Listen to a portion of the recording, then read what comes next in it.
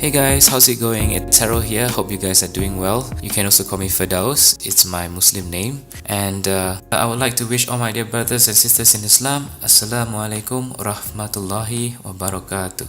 So today why I'm sharing this video is because I've seen a lot of Muslims who have just newly embraced the religion shared their stories online, and I was really inspired to share my story as well. And I hope that through my sharing, many reverts or converts out there will also share their story. I hope that for those who are also looking at the religion through my stories will also come to see the beauty of Islam. So how I came to embrace Islam.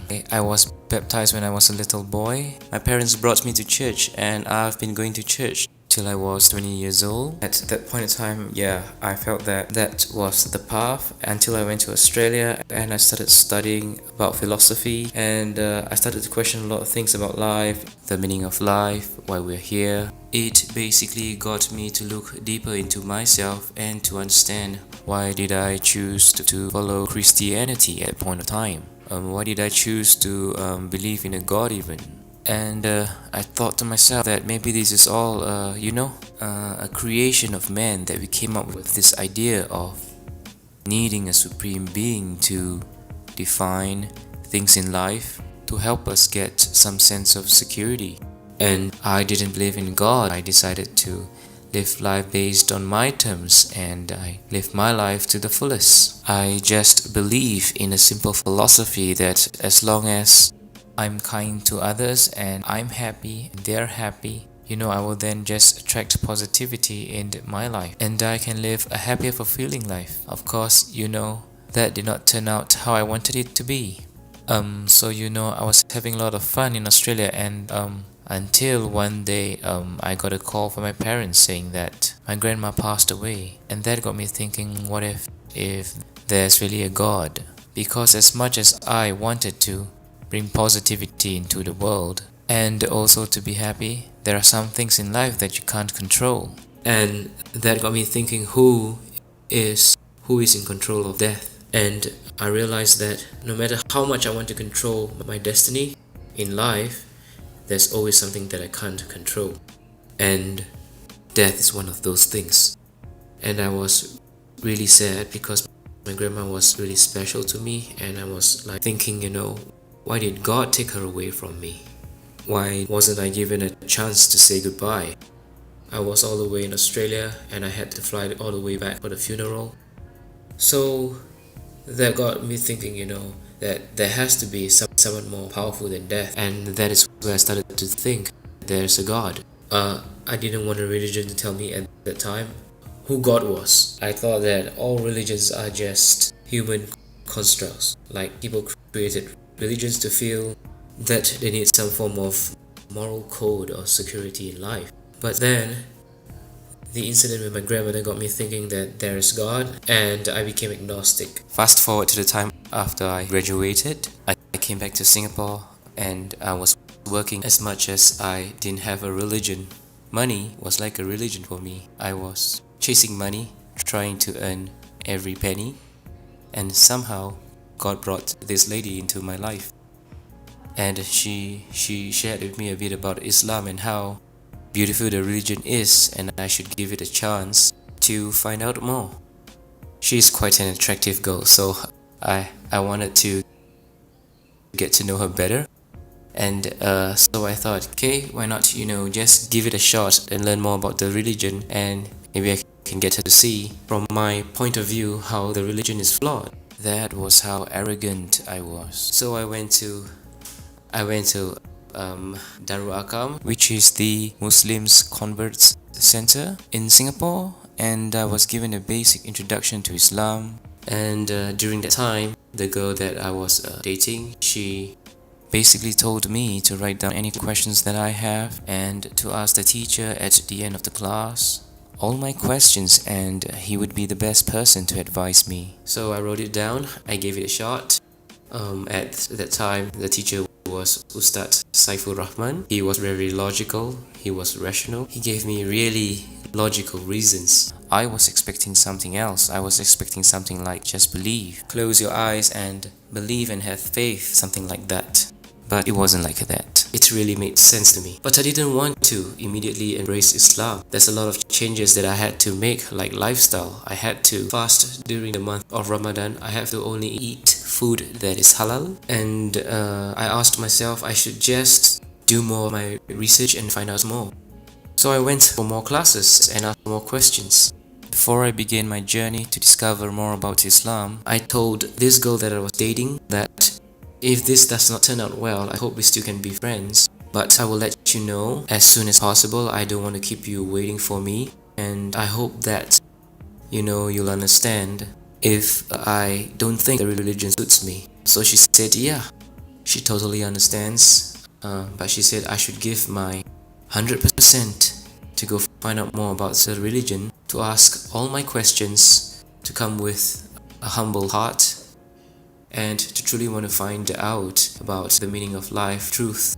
And I think, yeah, that is what I've been searching for my whole life. I wanted to know what is the meaning of life, why we're here, the purpose and everything. So then the month of Ramadan came. It's the fasting month for the Muslims. And I thought, okay, since if I ever want to know this lifestyle is going to suit me, I should really give fasting a shot. Maybe if I give up halfway, and then that's it, I won't waste time and I can just tell her we should go our own way, but we can be friends. So I tried to fast, and surprisingly, I did the whole 30 days of fasting. And somewhere nearing the end of Ramadan, I had a dream.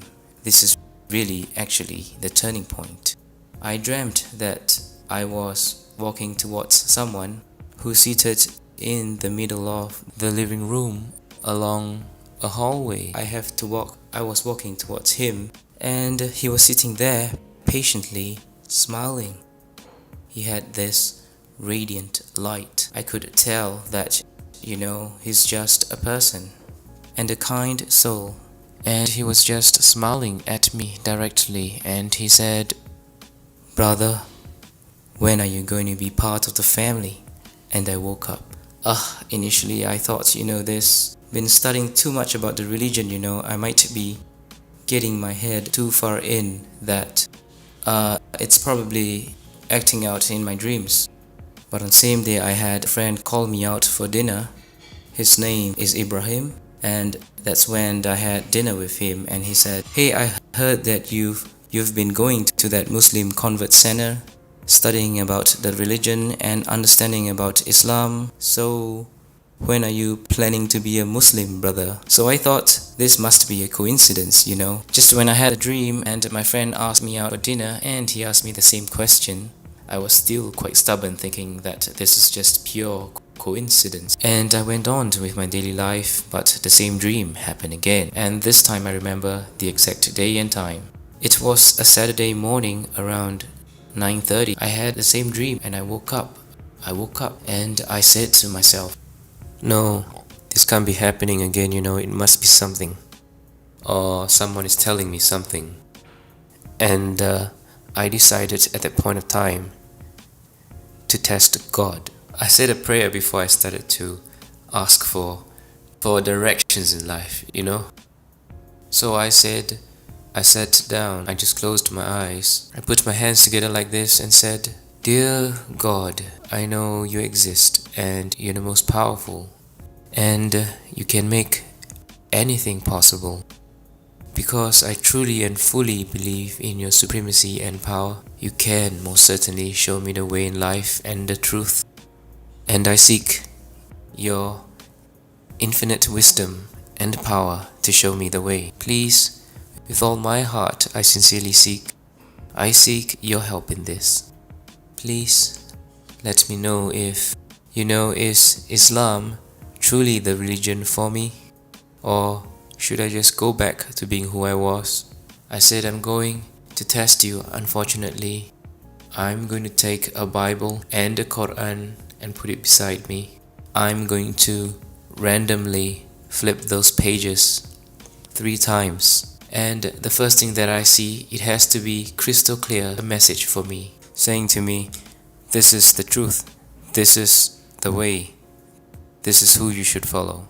It has to be that simple. So I'm going to start with the Bible because that's where I started. I was baptized, so I'm going to start with the Bible. So I picked up the Bible and I randomly just flipped the page. It wasn't the first page, it was somewhere in between. And it just did not tell me a very clear picture. I had to decipher and to read everything in between and come to a conclusion and all. I said, okay, this is not what I want. I want something clear, like this is it. So I closed the book and I randomly flip the next page, like somewhere in between, a few more pages down. It's totally random. And again, I did not see an answer. So I did 3 times. 3 times and I wasn't given an answer. I put the book aside and you know what? It's time to give the Quran a chance to tell me.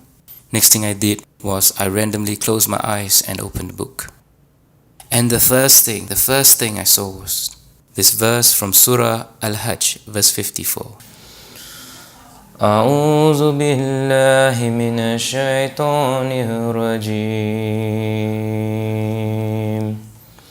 بسم الله الرحمن الرحيم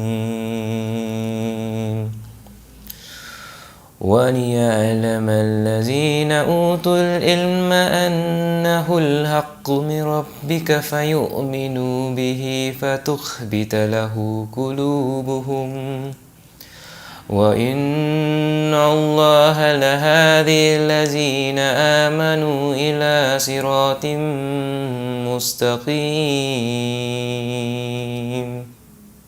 So basically it says, and so those who were given knowledge may know that it is the truth from your Lord, and therefore believe in it, and their hearts humbly submit to it. And indeed is Allah, the guide of those who have believed to a straight path. I thought maybe it's just still a coincidence, I was kind of like in a state of denial. And so I closed the book and I randomly opened up another page of the book, and it's totally from another chapter altogether. My eyes set on the next verse, and it's Surah, which is chapter 41 and verse 53. أعوذ بالله من الشيطان الرجيم بسم الله الرحمن الرحيم سنريهم آياتنا في الآفاق وفي أنفسهم حتى يتبين لهم أنه الحق أولم يخف بربك أنه على كل شيء شهيد. We will show them our signs in the horizons and within themselves until it becomes clear to them that it is the truth. But is it not sufficient concerning your Lord that He is over all things a witness? Just paraphrasing what he's saying is like, have I not shown you the signs in the world? Do you still want to question who is your Lord? It was like the second verse was responding to the first one. It's almost like He was speaking directly to me, like God was speaking directly to me. So I felt a shiver down my spine, and I was kind of afraid and at the same time amazed, from that test. And I was then quickly apologized and said I was sorry. I'm sorry for testing you, Lord. But could you please forgive me and accept me as one of your believers? It was like a tremendous feeling of a wave of tears that came straight from inside your heart. Suddenly all that God is down, and I felt His presence was just there. And it was there all along. And so I said, I can't deny now that I've been shown the truth. I have to take a step forward, So I called Darul Akam and said, how do I become a Muslim? Please tell me. And they said, you have to first register an interest to take the Shahada, and then there's a date planned for you. and there will be an official person to do the registration, and it was a month later, and it was the 2nd of November 2014. So that was the day that I took my Shahada, and it was amazing. The feeling was really amazing. It was like all the burden in my heart was suddenly gone. There's complete fulfillment, and suddenly there's an overwhelming feeling and sense of peace. And I just feel that I finally found the truth.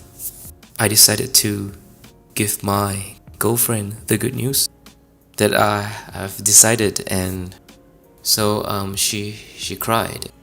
She said, you know how many nights I've been praying for you to be, shown the way, to see that Islam is the most beautiful religion. And he answered my prayers. That's what she said. So I felt like this was someone I cannot let go. This is definitely the goal that was meant for me, that God had probably put her in my path to show me the way back home. And it was truly amazing. Yeah, I think we've come to the end of the sharing. I hope you enjoyed my story. Be sure to catch more videos. I'll share with you more about how I learned more about the Quran and more about Islam. I hope that my sharing brought you some hope and feeling of peace. And to all my dear Muslim brothers and sisters, Assalamu alaikum wa rahmatullahi wa barakatuh. Jazakallahu khairan. And to everyone out there, peace be with you. And I hope you have a beautiful, wonderful day ahead. Thank you so much for tuning in, and be sure to subscribe if you like more of my sharing. Take care. Bye.